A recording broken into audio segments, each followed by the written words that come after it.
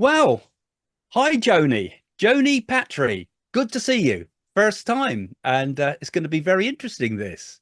I agree. Thank you so much, Craig. I am so excited because I've been watching your videos and I love your work. I love what you do and what you say. And I really find that we are so similar and really our predictions and what we do and our philosophies about life. So this should be a fascinating conversation with you. I It am. should be. Thank Yeah, you. same thing with me. I mean, so many people sort of say on my comments on my own channel about, you got to, your predictions are so similar. Yeah. And it's interesting because we're both coming at it from such a different angle, aren't we? I mean, you're coming at it as a Vedic astrologer, I suppose. Vedic, I suppose, is the right word for that, is an Indian astrology. And I'm coming at it with clairvoyance and mediumship. And I think when you got two people coming from different directions like that, it's you start to think, hey, these guys are getting it from somewhere else. How do they predictions line up? And that's what's going to be interesting to talk about, I think. I agree. I agree because really the truth is the truth. And where everything's going vibrationally, if you feel and you know it, the planets will say it and your intuition will say it. And both you and I, of course, the reason why we've gotten into the work that we do is that we're very metaphysical and we do love the work with psychic dreams and self-development more than anything. Why are we here? That's what got me into what we're doing. And I know that's part of your work. You're very spiritual. And that's what I loved about you is your spirituality. Yeah, thanks for that. And yeah, actually, we both have a lot of interest, I believe, in the Indian side of things. Really, I mean, about how we develop as beings. I mean, I came into my psychic work through traditional spiritualism, but I found that spirit, and I did 30 odd years. Got 30 odd years doing all that, demonstrating mediumship in theaters and things like that. But I always Mhm. personally felt that there's got to be a bit more to it. There's got to be more to it. There's got to be about how we become awakened beings, how we become enlightened, how we take it a little bit further than just giving messages from grandma. And I Yes. think it's exactly the same in astrology, isn't it? Because when you look at astrology, it's not just finding out about what's going to happen to me, which is all important, but there's a lot of messages there, isn't there, about how to become a full human being. Exactly. I really discovered so much about spirituality through the study of Vedic astrology. It really helped me become more connected to myself and understand why we are here.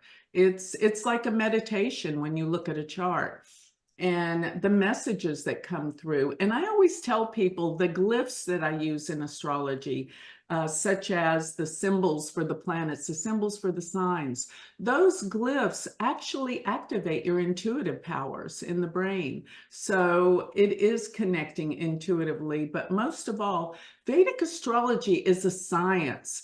And when you truly understand the science behind it, it really, really gives you so much respect for astrology because it's really about numbers and vibration, and the planets actually have a vibration.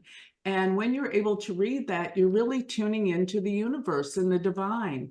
This is how I see astrology. Yeah, I think of astrology in some ways as a map of your karma.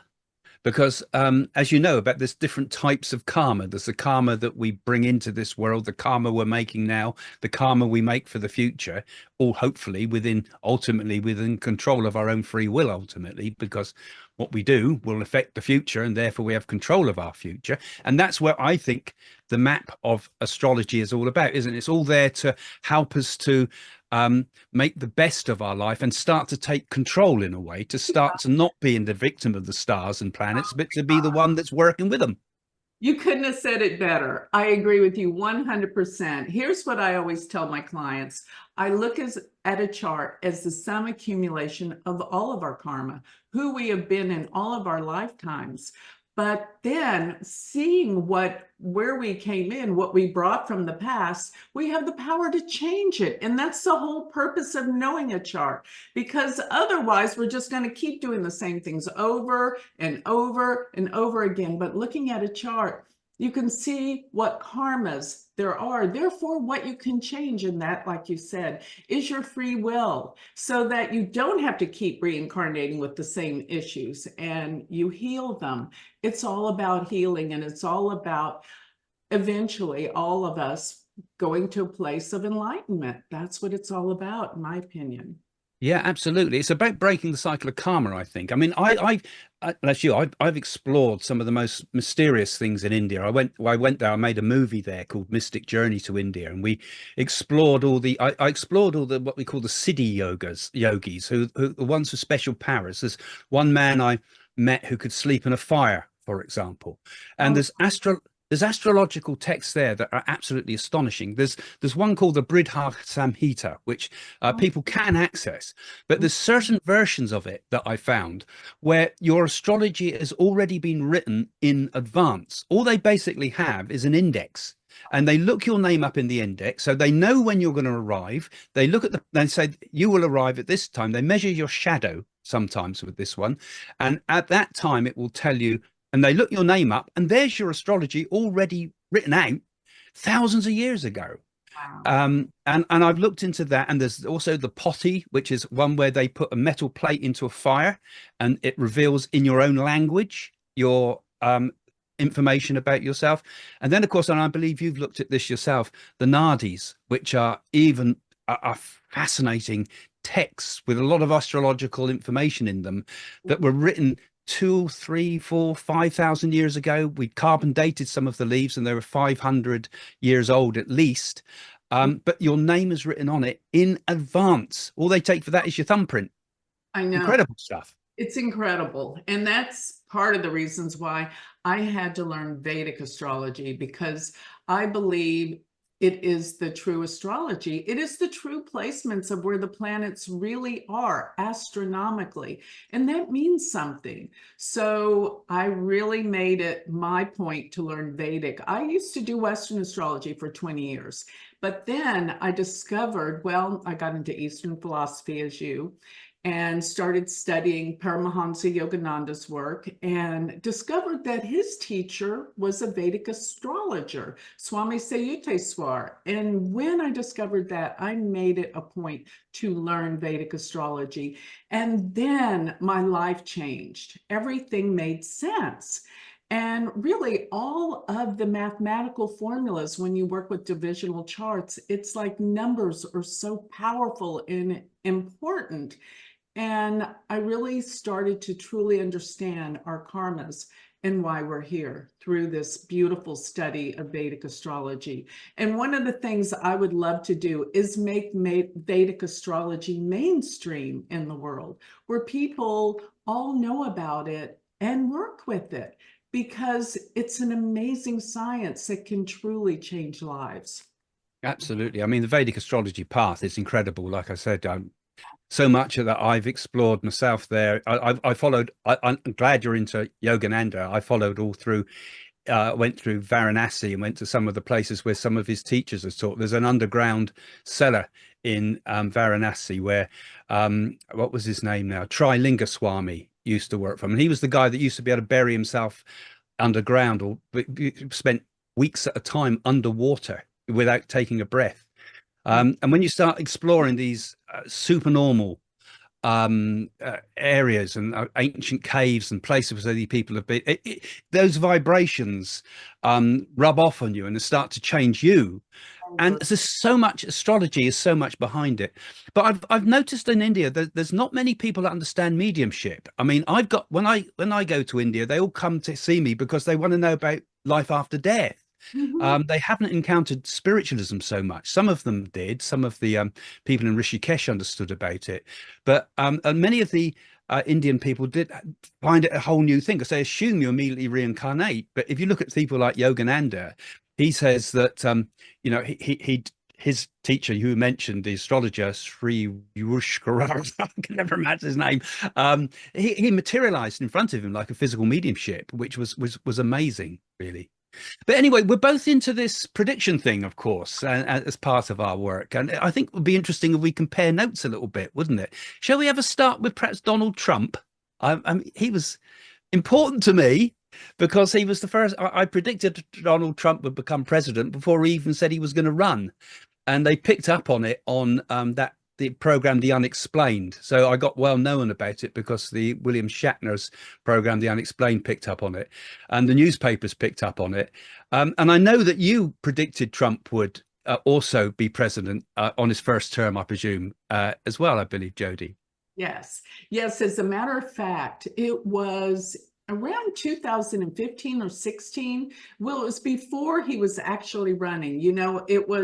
I was looking at the planets, and at the time, there was a conjunction of Saturn and Jupiter, and they were aligning with the fixed star called Regulus, which is the heart of the lion. It's in Leo. And I made a video way back then as well. And I said, a king will be born. And I didn't exactly realize what this meant, but I realized that the three wise men following the star that represented the birth of Christ, that they were following the fixed star Regulus. And when Saturn and Jupiter aligned with it, it was this bright light in the sky. They conjoined together. And that was what the three wise men were, who were astrologers, that was what they were following, that star and those two planets aligned. Well, they aligned again. And I did a video saying a king will be born. I mean, I didn't know exactly what I was seeing till he came down that escalator and announced presidency. And I thought, can this be? And sure enough, that was exactly what I was seeing. And I made a video about that many years ago before he became president. Looking at his birth chart, oh my God, it was like there was everything there. And I got to share something funny with you, Craig. I was on a panel with some of the most esteemed astrologers giving predictions for the elections for 2016. And most of them were Western astrologers. And I had told the host of the panel, I said, look, Donald Trump is going to be president. And I got up there with those other 13 astrologers, and everyone said Hillary Clinton.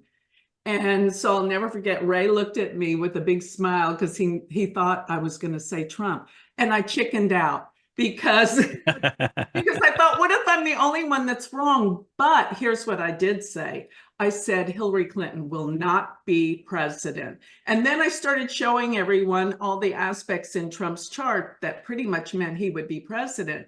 But then all I could say was, Hillary will not be president.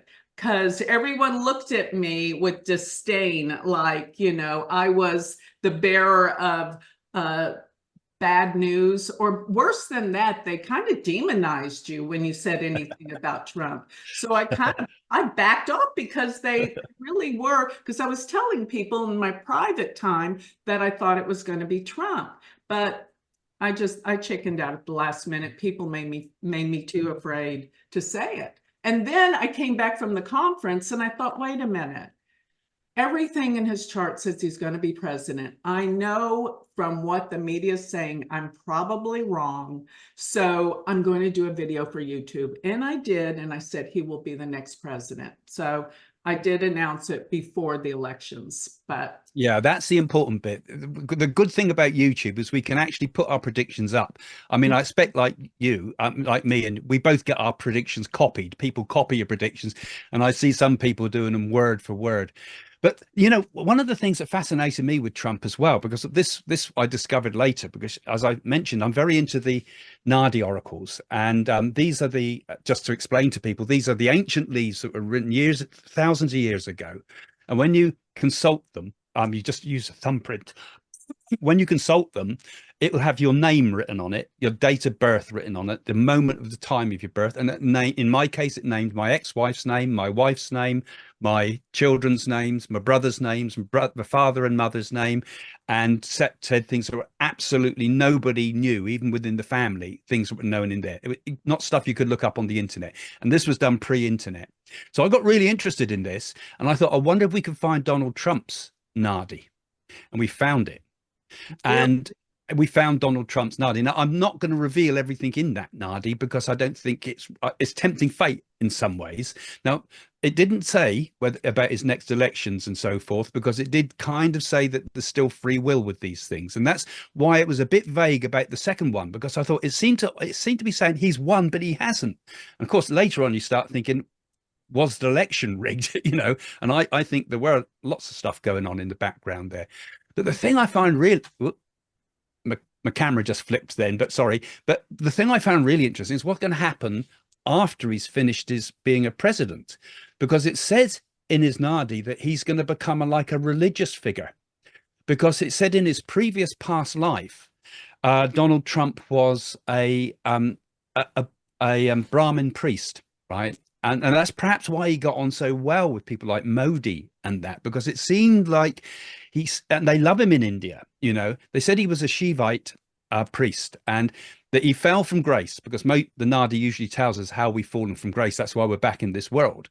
And he said that he fell from grace and became an alcoholic. And of course, Trump now won't touch alcohol. And I thought, well, that's interesting, because his brother was an alcoholic, I believe, I think it was, but he won't touch alcohol. And he has a big thing about that. And you would think someone that plays golf and things like that would be well into things like that. But no, you don't touch it. And I thought that was really interesting, because they didn't know who I was asking for here. I found out anyway, so there was no way that they could have known these things. And it said that later, when he's finished his presidencies, plural, I'm saying, that he will become quite a religious figure and will shock the world. It will shock the world, because he will turn to a type of religion. Now, whether that's Christian religion or he returns to his roots as his original past life and might get interested in Eastern religions, I don't know. But I thought that's a real intriguing one. I mean, there's something for the future that, it could be quite an eye-opener. Wow. Well, I guess that surprises everyone. It surprises me, but that's amazing. How fascinating. Well, don't you think he's got quite a religious sort of following nowadays, in a way? They see him as a kind of a religious figure. It is true, surprisingly so. Yeah. You know, you're right now that I think about it. Yeah, all the Christians and the born again, Christians are very much into Trump being the leader, almost to the point where it's like, really, can this be true that they're following him? But yeah, Well, we lack so many charismatic characters, don't we? I mean, we got over here, we just had our elections in the UK, and we've had Rishi Sunak, who was a sort of a blank page, followed by our new Prime Minister, Keir Starmer, who's a complete another management type figure. And over there, you've got Biden, who should be put in a twilight home. And the world's crying out for figures, so they take on a sort of, their charisma kind of becomes even more magnified against the grayness and the black background of everybody else. So I think, yeah, I think he's going to be one of the most interesting people in history, I think. well, he's always in the news, you got to admit, for good or bad. He's always there. But looking at his chart for this next election, now let me just say this. The last election, I thought he would win, because more than anything, I had this dream, and I asked in the dream, my dreams were never wrong, by the way. I asked in this dream, I said, who will be the next president? And in the dream, it said Donald Trump will be president again. And so then I thought, well, I didn't see it as clearly in his birth chart the last election.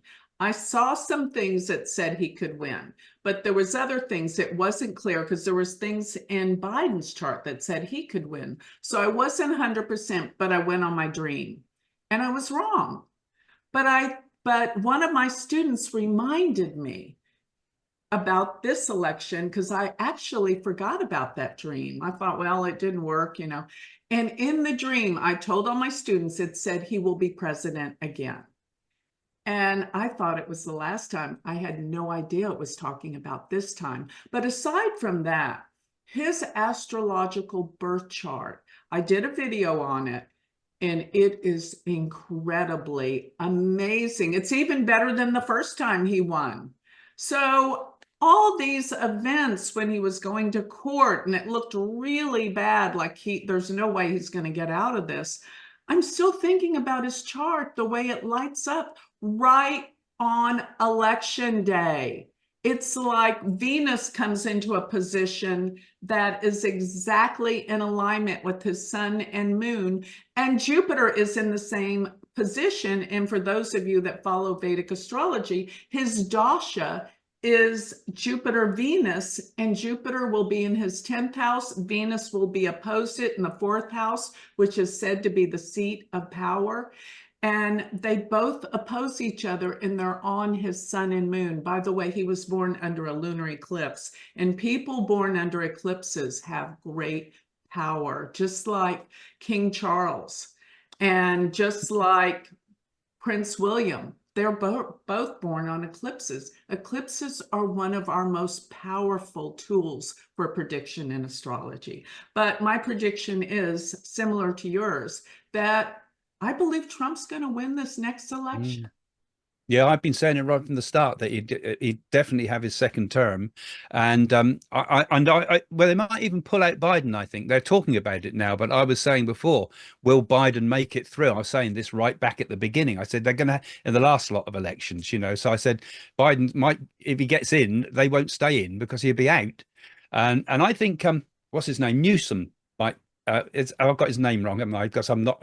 But think he might step in. Have you looked at his chart at all? Because I get the feeling he might be the contender yet. I can't believe you said that. I did a video already that he will be the contender, Right. because his chart is almost as powerful as Trump's. They're going to run neck and neck. I've already said it. And I've looked at Biden's chart, and I even looked at the chart for his inauguration in 2021. And that's a birth chart in and of itself. And that chart said he wouldn't finish his term. So I'm surprised he's come this far, to be honest. And it says he's not going to finish his term. He absolutely cannot win. I think they're going to take him out. And I think it's going to happen in August. I had sort of like an omen happen that told me it was August, but I was looking at the chart, and really there's no way he can continue on. Transiting Saturn just stationed on the nadir in his chart, which opposes his MC. The MC is your midheaven. It means your career, your position, where you work. And Saturn aspecting that degree always means a huge change in work, and Saturn is endings. And aside from that, just Saturn being in his 4th house means he's got to make a move, a residential move. And that tells you he's not going to be in Washington, D.C. So Yeah, you see, it's very handy having astrology actually, because you can time events like that. I mean, Nostradamus, for example, used to look at previous events. So he looked, when did the Battle of Hastings happened and what happened there? When's a similar planetary alignment? We get another battle similar. So I tend to get it from the spirit world, because I get I tune into the spirit. I'm go into meditation. I'm given messages from the dead, I suppose, to tell us what's happening, and that's where I get my information. Plus, I believe I'm connected with those rishis who wrote the Nadis, because I believe I worked on those in my previous life. Well, I'm told I worked on those in my previous life in the Nadis. So it's very interesting to see how the destiny of is beginning to unfold. But we always will, of course, remind people, won't we, that we still have free will. That the whole thing about this is, people say, is there going to be a third world war? Well, debatable, because we have free will all the time. So we see things like Israel happening, Gaza and that. Maybe we're going to see Hezbollah in Lebanon be hit very soon. I predict also coming up that we're going to see a hit on Iran. And another thing that I think you've also been speaking about too, I've been recently speaking on Japanese television, and I've been talking about that I had in one of my Nadis again, because these are people that have to have a look at the site to see about the Nadis a bit more. Watch Mystic Journey to India on Amazon Prime. There's a plug, sorry. But I saw in the my Nadis, it said that I was going to warn the world about a giant gas cloud. And I was thinking for a long time, I think, where's that coming from? Where's that coming from? And it came to me a feeling that this would happen something in the Pacific, which is a big area. It's half the world, really. But I thought this Pacific is something on that ring that's around the Pacific. And I thought, well, what I feel now is it's going to be something off Japan, and it's going to have such an effect that it's also going to affect even over to California. It's like a big shift in multiple plates in one shot. Not the Casey type sort of shift of the polar shifts, but I feel as if something like that is going to happen, and there's a danger of a gas cloud. That's what my Nadi told me about, and my gut feeling is telling me that that's what's coming up between now and perhaps the end of 2025, and it might even affect the Fuji, Mount Fuji as well at the similar time. And I believe, we were talking chatting a bit before. Did you have something similar to that in your mind as well as? Yes, absolutely. And I didn't understand it. This cloud makes a little bit more sense. What I saw was, I used to have a Japanese website for 7 years, and I would make predictions for Japan. And I was able to predict the 2011 massive tsunami earthquake. And like I told you earlier, I had a lot of my Japanese people who thanked me because they were able to move events from that March of 2011. But again, with the chart of Japan that I use, I'm seeing a major catastrophe there as well. I wasn't sure if I thought it was an attack or if I thought it was an earthquake. They're so earthquake bound that, it's like you could predict an earthquake for Japan and get it right most of the time. But there's something really big that's going to hit Japan. And the reason why I keep talking about earthquakes and I keep talking about war and explosive events is that the planet Uranus, when we use these outer planets, I love to teach astrology, so forgive me, but I'll make it very clear for laymen to understand. But this planet takes 84 years to go through all 12 signs of the zodiac. So it just shifted into Taurus sidereally, according to Vedic astrology. And I went back and looked the last time that Uranus went into Taurus, and it aligned with Jupiter at this time.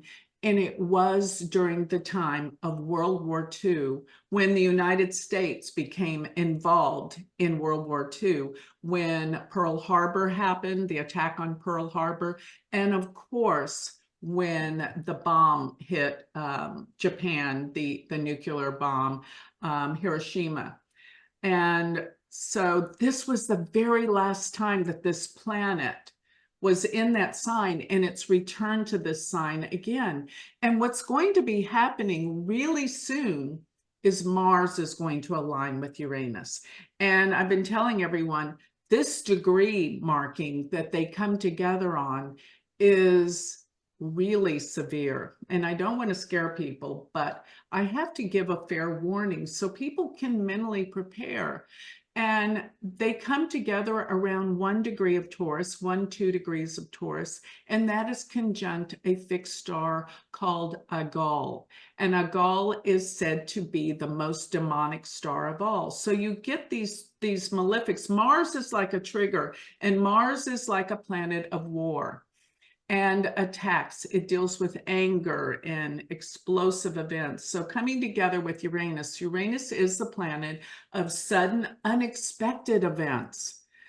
And so you put those together on that degree marking where that star is, we definitely have something that's about to happen this month of July. So that's why I really, this was one of the main reasons, Craig, that I wanted to come together with you, because I want people to understand the possibilities of what can be happening. And then again, what they can do more than. Yeah. I mean, when I was talking to the people in Japan and was saying about this, they've been talking in Japan. They've had other prophecies about the 25th of July is the date they've given. It's the Japanese, as you know, are all into manga comics and things like that. And there's been a whole a load of manga comics about Nostradamus and so forth, and the great Japan sinking into the sea syndrome. They say that Japan will sink into the sea on the 25th of July, 2024. I'm a bit suspect about that. I don't quite see it like that, but I think there will be. I see it just as a gas cloud because that's what it said in the Nadi, and those Nadis, those Nadi readings. I've taken people to have their own Nadis read.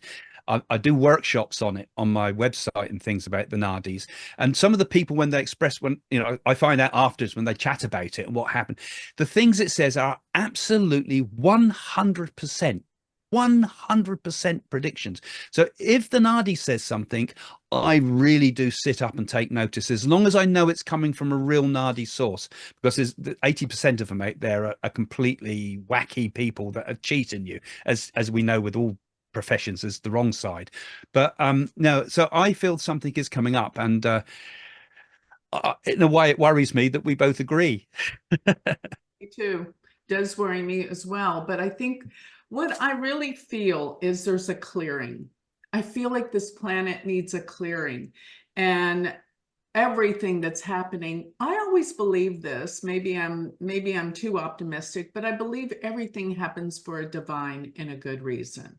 And maybe we don't understand it at the time, but there's always this evolution where we are growing and becoming more aware and more conscious. And in April, around April 20th, we had this Uranus Jupiter. Now this happens every 12 years that they conjoin, but the sign that they were in is very important. It happened in Aries. And Uranus, even though it's sudden, unexpected events, and Jupiter magnifies things more than anything spiritually. I look at the planet Uranus as the planet of change and transformation, and I call it the Great Awakener. And it actually rules astrology as well. So I know people are going to awaken more to discover the true astrology. And I don't mean talking about your sun sign astrology. I'm talking about the entire system of working with your map, as you call it, the horoscope. This is true astrology. We're not just talking about a sun sign. We're talking about where all the planets are relative when you were born. And this is your map. But what I'm trying to say is that Jupiter conjunct Uranus is going to open more people to all the metaphysical sciences and awareness, the truth. And heaven knows we haven't known the truth for a long time with the way that the media and things are conducted around the world. But we're finally understanding and seeing the truth, probably because we do have the internet now today. We can see the truth. And there's so many things that are clearing the air. And yes, there's a big fight. It's almost like a fight between the light and the dark in a way, the positive, the negative and the positive, but always the light wins. That's my opinion. And that's where we're going. We're all waking up, but we have to go through this birthing process. That's going to be painful. Birthing processes are painful, but once we get to the other side, I think it's going to be a birthing of a new, beautiful world where people are more aware and conscious. What do you feel about that, Craig? Yeah, absolutely. And I mean, looking from the astrological point of view, again, of course, there's we look at the very much within our time zone in our lifetime. But in India, there's time zones are vast. We have in India, I mean, you probably talked about this on your channel before, the yugas, these great vast periods of time. And we are at the moment, because we're in what they call Kala Yuga. So it's the dark age, it's the age of iron. And when you're in that age, in fact, Yogananda's teacher, astrologer, told him this. He said it gets so dark that we even forget we're in it. So we don't even know when it's going to end. And we think it's still going to continue for thousands of more years. But actually, we are at the point of a turning point at the moment. I mean, other teachers have said this. I mean, Sathya Sai Baba talked about the turning of the yugas, and we're at the turning point into a much more beautiful golden age. And at this time, when this happens, great beings are born upon the earth. And I know that there's a great shift happening at the moment where I believe, not only are we individually waking up, but there are going to be very, very powerful teachers coming onto the earth at the moment, right? I believe the Tibetans are also predicting this, because like, for example, the Dalai Lama, who I've had a bit of involvement with as well, is also, he's getting very old now. His time might come. There might be the new incarnation of the next Dalai Lama soon. We might see that happening very shortly. But also there's other teachers. When all the Ganesha statues drunk milk, somebody was born into this world as well. So some of them are already here. And what will happen, I believe, and you see what you think as well, but when people say, oh, there's a great awakening, there's a great golden age, they expect that somebody's going to come down. In Hinduism, it's a man comes down on a white horse. In Christianity, it's the great awakening, and only the good guys come to heaven, sort of thing. But it's not like that. When the awakening comes, it happens to each of us one at a time. It's like many, many lights waking up. It's like every time a person becomes awoken in this life, if someone becomes enlightened in this life, it even awakens people in the spirit world. The people from the spirit world will gather close because it awakens on both sides of the spiritual planes, on all the lokas, as it were. So I think what's happening is we're all starting to awaken a little bit. We're all starting to brighten up. And although the world seems very dark, these shifts between the ages, they all say, no, as dark as before the dawn, but it certainly is. And we will always get many sort of quakes and earthquakes and things like that. And we'll get shake-ups in all levels of society, because you've got to shake off the old. It's the rebirth. It's the snake shedding its skin. And then we enter the better age. And I think with the work we do, both of us and all the other mediums and psychics and astrologists, I think we're all hooking onto the same idea that ultimately it's a good way ahead. There's nothing to worry about. It's a beautiful, unbelievably wonderful world ahead for our future, for our children and children's children. I agree. And another thing is, at this time, while we're going through this critical period that we're all being made aware of, realize that when you're divinely connected to the spirit within you, I always tell all my people this because I firmly believe this, and I want your opinion too, that if you are connected to that spiritual guide within you, you'll be protected during these times. I firmly know we'll be protected no matter what's happening in the world. We will be protected. So we don't need to freak out and be so afraid that, something, that the end of the world's coming, because it's not. But there is going to be many crises. But all of us that stay grounded in our spiritual truth and in our soul and in our heart, opening our heart and being part of our spiritual world, we will be protected. That's what I want people to know. Yeah, I sat with a really wonderful holy man once, and he said to me, he said, Craig, you must always live from the inside. Live from the inside and you're always safe. Live from the inside, you're always happy. Live from the inside and nothing can harm you. The problem is with people, they live trying to live on the outside. You think everything on the outside is where it's at. You think it's where happiness lies, but happiness only lies within. So we're always protected. And I always think, and people always have fears about this, that, and the other. People live by fear. We must live fearlessly. We must live completely without fear, because it's something we actually actively have to do, because the very soul of our nature is at perfect peace, perfect bliss, perfect love, perfect light. So in the Christian sense, seek first the kingdom of heaven and everything else will be added onto it. You don't have to worry about the things of the world. You just worry about finding your connection with the great light within.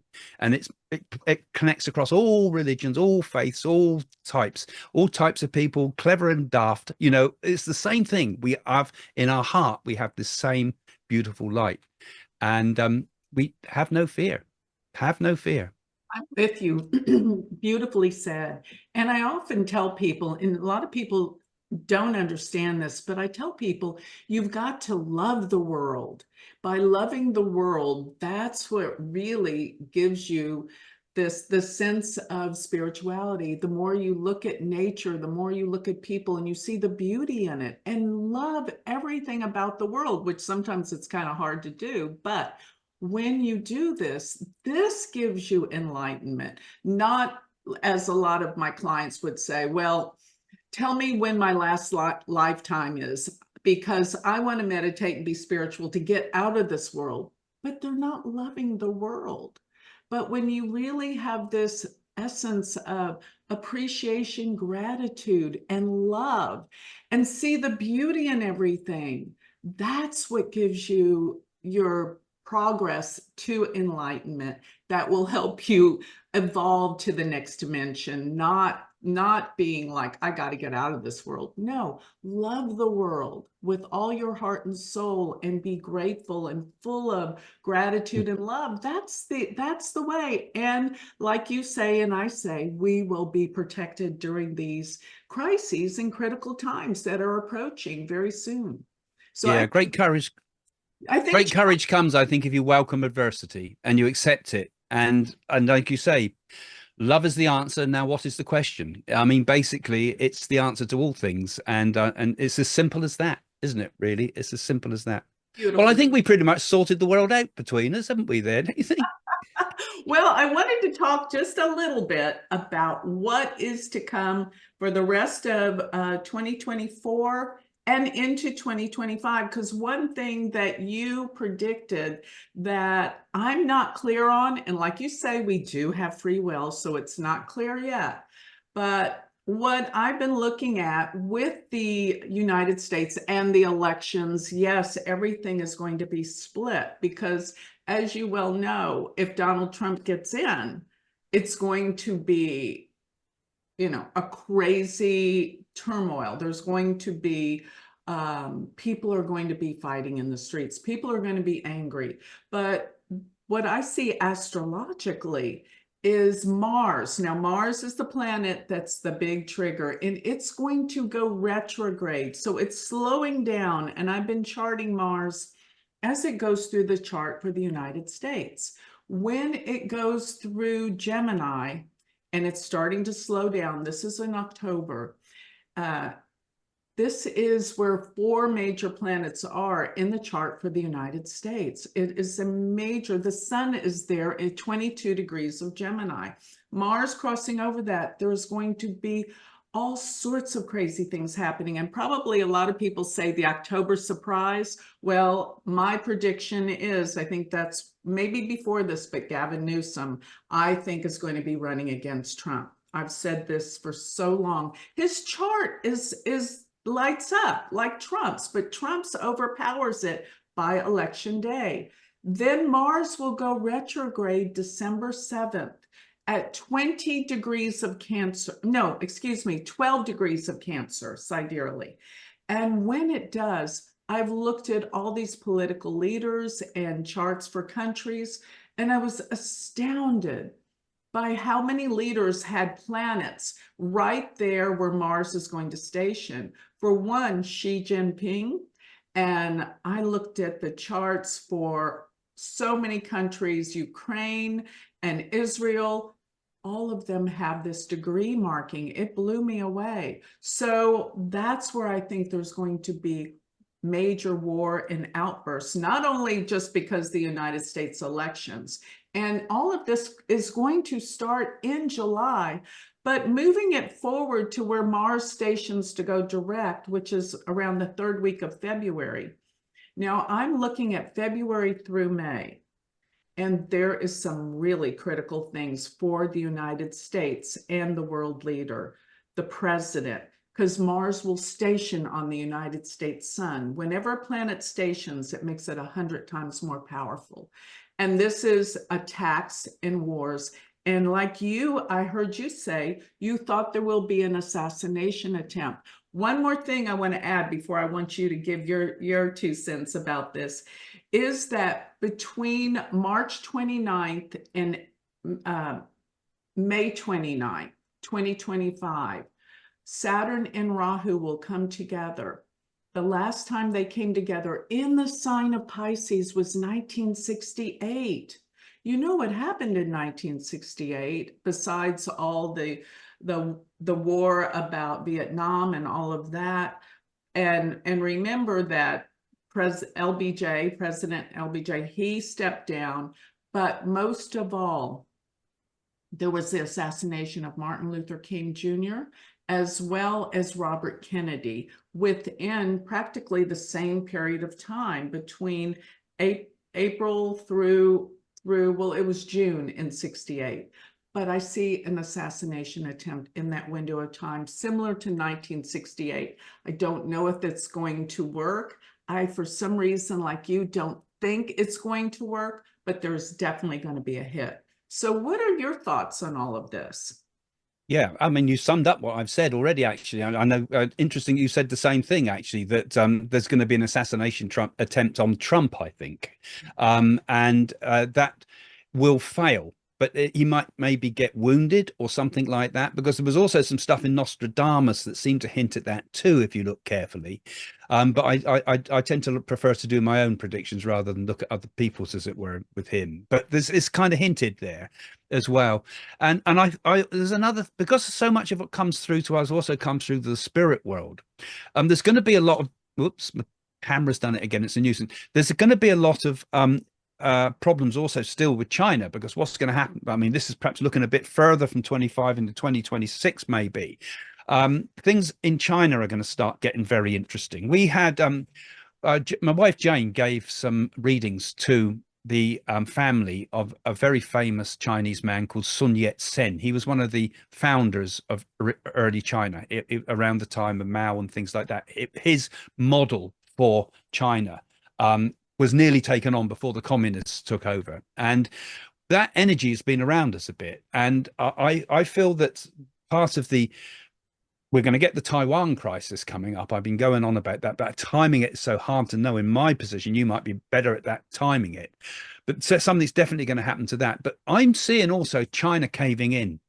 I'm seeing China not becoming not the same as we had in the Maoist revolution and so forth, but breaking up into smaller countries, as it were, breaking up as it used to be a long time ago. So Hong Kong will become separate, Tibet will become separate, and then the old cantons, I think they used to call them, become separate again. And I think will become a much more harmonious place. It could be that Xi Jinping is going to see, we're going to see the end of his term in office or whatever. He might go with a bit of a crash, I think, when that happens.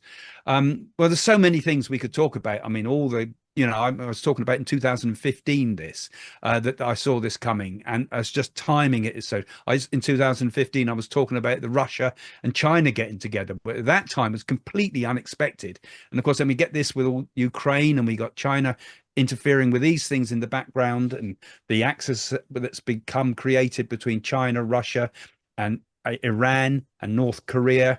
I mean, we could talk forever on these things, but there's so much going on in the background. And so the difficult planetary alignments, when you mention Saturn and Rahu, I mean, that always means time to run. Yeah. It does. That is a really serious conjunction coming up. But Mm. it's particularly the signs that it occurs in, because this conjunction actually occurs about every 11 and 12 years, but it's the signs that make it so important. And really, Rahu and Ketu, they are the points that cause the eclipses where we make all of our predictions. And I have gone over and over right before COVID happened that I knew something that was going to change the world forever was going to happen, because Rahu and Ketu, those points in the zodiac, had returned to where they always create something serious that's going to happen. Very serious. I went back every 18 and a half years. They have a cycle of going through all 12 signs for 18 and a half years. And I took everybody 18 and a half year increments as to what happened every time Rahu was in Gemini and Ketu was in Sagittarius. And I knew it was coming in 2020 around February, March, and that's when we knew what the world was all shutting down about. But if you take it back 18 and a half years prior to that, 82 was the AIDS virus. 18 and a half years prior to that was 63, which, wait, let me take it back to the last time was 2001. Excuse me. We know what happened then. Then 83 was the AIDS virus. Then 63 was Kennedy. And 1945 was the bombing of Hiroshima. Every time there's a catastrophic event. So I just want to leave you with the thoughts of where this is going again will be in the year of 2038. So I want you to start putting on your thinking cap as to what this conjunction, what this lineup of Rahu and Ketu and Gemini Sag could mean again. But remember, where they are always the eclipses, which symbolize a darkening of the light and a transformation. I always say that when we have a solar eclipse, because it darkens the light, this means that there's something that comes out of the light. So essentially, eclipses bring in things we didn't know about, always. And that's where a clearing happens. But that's my take on how I use eclipses and Rahu and Ketu and planets with the nodes as to what's going to be happening in our world. Do you know what I would do? I don't have the astrological knowledge you have, but if I did, I would be looking at the birth of AI. What so when did Chat GDP launch, or the main one launch? They all kind of launched at a similar time, and because I know what you do is you often will plot it as if it's a person and see where it leads us, because this is the big unexpected that's going to come for the future for all of it. I mean, they talked about, like in America, the postal votes and things like that, but when AI starts getting involved, when AI starts being able to put yours and my faces up on the screen completely generated by artificial intelligence with our voices and things like that, you won't know what's what and what's true and what's not in the world. So there's still going to be a dark shadow. This is the dark shadow, I think, is in coming out of that rediscovering our humanity, because I think a large part of what's been happening with everything in the world is we've been losing our humanity on so many ways. We've got to the point where people don't know what their gender is. We get to the point where people don't know what how to feel properly. I mean, they don't know how to date online, for example. They all that, it's all become mechanicalized. Everything's behind a screen. People find it very, young people often particularly find it very hard to interact with people. There's no music. There's no revolution in music like I'd had in my day in the 70s and things. You know, there's no driving renaissance of art or anything. Everything's become kind of all in this sort of ploddy sort of sameness of movies and everything, and our art and everything's dying there. And I think this is going to be one of the important things, because I think, you know, you get these bursts every now and again, and you can get a religious burst, which I think we're going to see, but you also with it often will get a huge cultural burst. And as the way I look at the world at the moment, I think to me there's nothing really new out there, music wise, art wise, film wise. It's all copies of what's been before. So I think the world is also ready for a huge boost in being human again, you know, and something's going to happen, and it might be tied in perhaps with AI or something like that, but it's going to be something new. There's going to be some huge outburst. It's like we're going to fight against all the kind of constraints we've had, you know.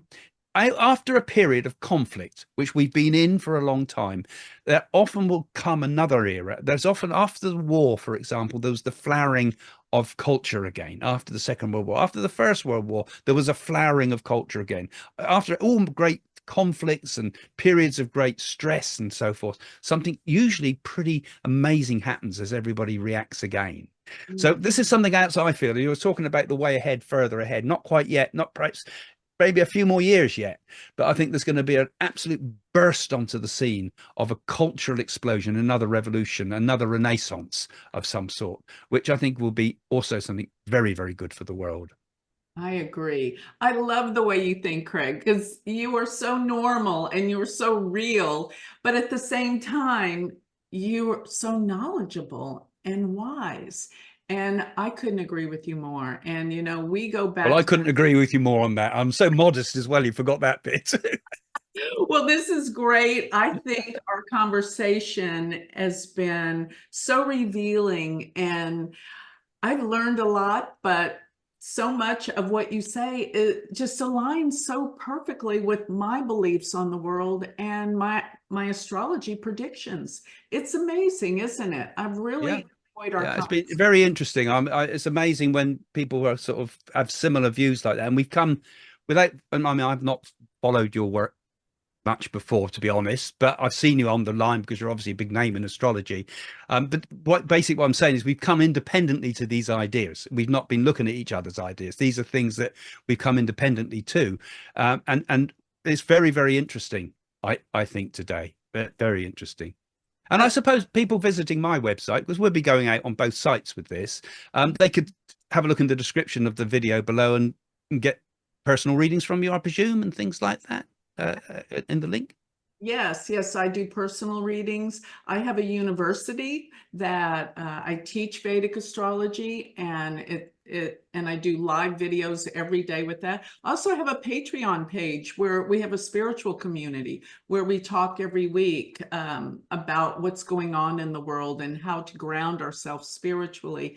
And I also have a magazine, which I would love, by the way, if you would be on the cover of our magazine. That would be great if you would want to do that. So all of this, and most of all, I'm getting ready to launch something that I think is really important for everyone. It's called the Galactic Planner. And what I've done was I wrote all of the translations of what planetary conjunctions could mean. And it's all geared for your own birth chart. So what it is it's a planner that will go into your calendar on your phone or your computer, and it calculates your own birth chart and gives all the predictions you need daily for every month of for however long you want that, for a year going. But I thought this is something that I could give back to the world so people could know what's going on in their chart daily without having to get a full reading, just, daily to have it. So it's getting ready to launch the end of this month. It's called galacticplanner.com, and people will be able to see their own chart and know what's going on in their chart every day so that they can make their plans. That's why I call it the planner, Galactic Planner. So those are all the projects I'm working on right now. So tell me a little bit about what your plans are for the future, Craig, and what you have going. Oh, well, thanks. Yeah, I mean, that sounds real high tech. That sounds quite interesting, So don't forget, guys, it's all in the descriptions on both of our websites. And don't forget to give us a thumbs up on both our videos here, because that's important. It helps us to keep the algorithm going. And yeah, I've got all sorts going on. I'm kind of a bit more retro, really, I suppose, because I'm still deeply involved in these Nadi leaves. And I think people that follow my work will hear me talk about it till I'm blue in the face, because it's so fascinating. So I'm offering those to people around the world. We're also hoping to put it in Japanese soon, for example, so they can come to my site and book a Nadi reading. You can get some readings with me, but I'm absolutely up to here with them. I'm full up, booked solid mainly. But I'm doing a lot of more of the webinars. So I do a demonstration of mediumship, for example, so people can join me on my webinars. And I think that's the way I'm going with a lot of my work now. I like these, like that we're doing here today on Zoom. But you can have up 15 or 20 people in and give messages to everybody, or most people if we can, and some teachings and things like that. And like you, have a patron page as well, which I also find is building into a lovely little community of people. So yeah, my website's psychics.co.uk. It's no good saying it. Nobody can spell it, but it's in the link there somewhere. Perfect. Well, I think everyone knows now how to get connected with us because we are Yeah. open to the world. Yes. Yeah. Well, that's been a really interesting talk, and but I hope we'll do another one sometime, because I think that is I, Yeah, let's do it, Craig, because I think, this was just scratching the surface of everything that we can do together. And yeah, I think everybody does enjoy it. And we'll bring my wife Jane into it too sometime too. We can get a multiple thing going. We do it because we do have a couple of shows. We got Coffee with Craig, which is me talking about predictions and things. And then my wife and I get on and we do another one where we talk about more royalty and things like that, and all those type of areas, a bit more down to earth world. But yeah, fantastic. Well, thanks for doing this together. yeah, Been thank you. fantastic. It's been my pleasure, and it's been a blast, and we'll do it again. Okay. Okay. All Well, right. we'll say bye for now then. All See you right. soon.